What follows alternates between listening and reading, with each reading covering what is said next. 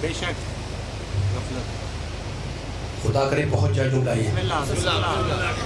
تمہیں تکاثر نے غفلت میں ڈالا ہوا ہے. تکاثر یعنی کثرت. اب وہ مال کی ہو، اولاد کی ہو، اقتدار کی ہو، کرسی کی ہو. اللہ بول رہا ہے، میں نہیں بول رہا، اللہ بول رہا ہے. دنیاوی مال دولت کی کثرت ہے تمہیں کیا کیا ہوا ہے؟ تمہیں گمراہ کر دیا ہے. تمہیں الحاکم، تمہیں غفلت میں ڈالا ہوا ہے. ٹھیک ہے نا؟ کلا سوف تعلمون، ثم کلا سوف تعلمون. 2 مرتبہ کہا تم یقیناً جان لو گے، تم یقیناً جان لو گے. لو تعلمون کلا لو تعلمون علم یقین. اور اگر تمہارے پاس یقین کا علم ہوتا تو تم دوزخ کو دیکھ لیتے. ثم لا تعلمون عین الیقین ثم لا تسألون یومئذ عن النعیم. اور اس بات کو یاد رکھو، فقط یقین کے علم سے نہیں، فقط علم و یقین سے نہیں، تم عین الیقین سے دیکھو گے. تو اس سورے کے اندر اللہ نے یقین کے توجہ، یقین کی 2 قسمیں بیان کی. ایک ہے علم الیقین، دوسری ہے عین الیقین. جملہ پہنچے سورہ تکاثر جا کے دیکھیں. تم یقیناً تم جان لو گے، تم یقیناً جان لو گے. اگر تمہارے پاس یقین کا علم الیقین ہوتا تو تم دوزخ کو دیکھ لیتے، ہے نا؟ اور تم فقط علم الیقین سے نہیں، تم عین الیقین سے دیکھو گے. تو 2 قسمیں بیان کی نا، ایک ہے علم الیقین، ایک ہے عین الیقین. میرے ساتھ دیتے رہے. اور جب میں نے سورہ واقعہ پڑھی تو اس میں اللہ نے پھر ایک قسم بیان کی، ان ھذا لہو الحق الیقین. 3 قسمیں ہو گئی، 3 قسمیں ہو گئی. علم الیقین، علی والا جملہ انشاءاللہ ضائع نہیں جائے گا. علم الیقین، میں اتنی محنت کر کے لایا ہوں یہاں تک علی والوں کو. علم الیقین، عین الیقین، حق الیقین. ٹھیک ہے نا؟ وہ چاروں قسمیں، وہم، شک، ظن، یقین. اور اب یقین کی 4 قسمیں، 3 قسمیں قرآن نے بیان کی اور علماء نے 4 قسمیں لکھی. پہلی قسم ہے محض الیقین، دوسری قسم ہے علم الیقین، تیسری قسم ہے عین الیقین، چوتھی قسم ہے حق الیقین. میں مثال دے دوں. پہلی قسم ہے یقین کی محض الیقین، محض الیقین، فقط یقین ہے اور کچھ نہیں ہے. یہ اس کی مثال کیا ہے؟ آپ گھر میں بیٹھے ہوئے تھے،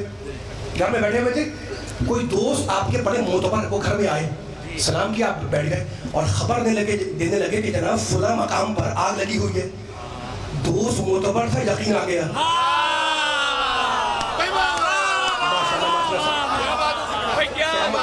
وقت کم ہے، مجھے رزلٹ دینا، علی والے میرے ساتھ دیتے رہنا، ہے نا؟ دوست معتبر تھا، دوست کے بعد پر یقین آ گیا کہ بھئی صحیح بول رہا ہے، فلاں مقام پہ آگ لگی ہوئی ہے. یہ پہلی منزل ہے یقین کی.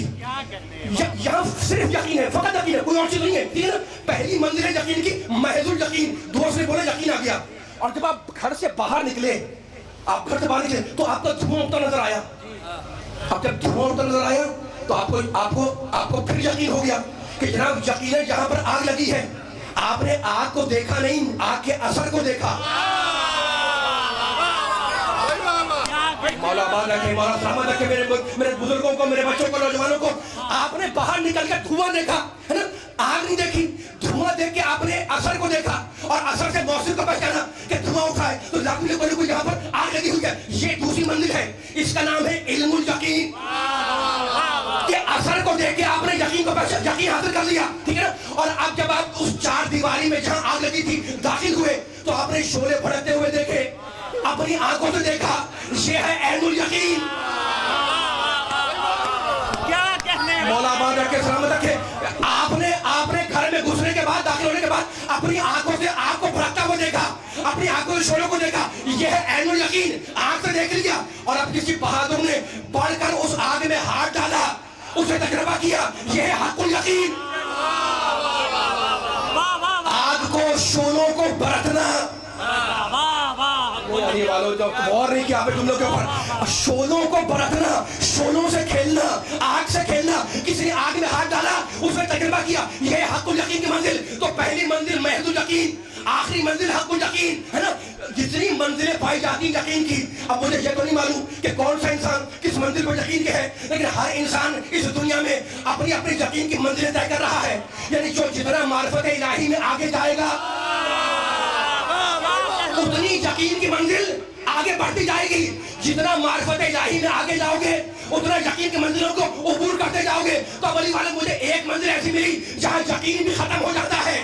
بھائی کوئی گھر آپ کے سامنے اس کا نقشہ بنا، کسی گھر کا نقشہ آپ کے سامنے بنا، اس کی بنیاد آپ کے سامنے رکھی گئی, دیواریں اٹھی, چھت ڈالی گئی, اس میں سامان آیا, اس میں رنگ ہوا, اس میں فرش ڈالا گیا, اس میں سامان رکھا گیا, ٹھیک ہے نا. ساری چیزیں آپ کے سامنے بن رہی ہیں, نیو آپ کے سامنے ڈالی, بنیاد آپ کے سامنے ڈالی, رنگ آپ کے سامنے ہوا. بولو یار علی والا خدا کے کچھ بولا کرو, میں ساتھ رکھ رہا ہوں. سامنے بیٹھے ہوتے, خاموش بیٹھے ہوتے, رنگ آپ کے سامنے بنا, رنگ آپ کے سامنے لگا, دیواریں آپ کے سامنے کھینچی, چھت آپ کے سامنے پڑی, ٹھیک ہے نا.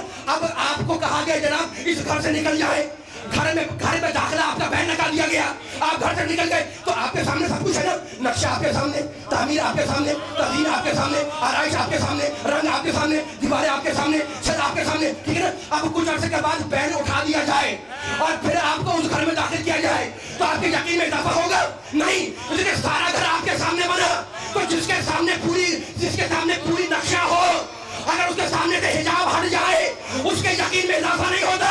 یہی تو میرے مولا علی نے کہا, لوگ کو شفا نہیں دیتا لمحہ تو یقین, اگر حجاب ہٹا دیے جائے علی کے یقین میں اضافہ نہیں ہوتا.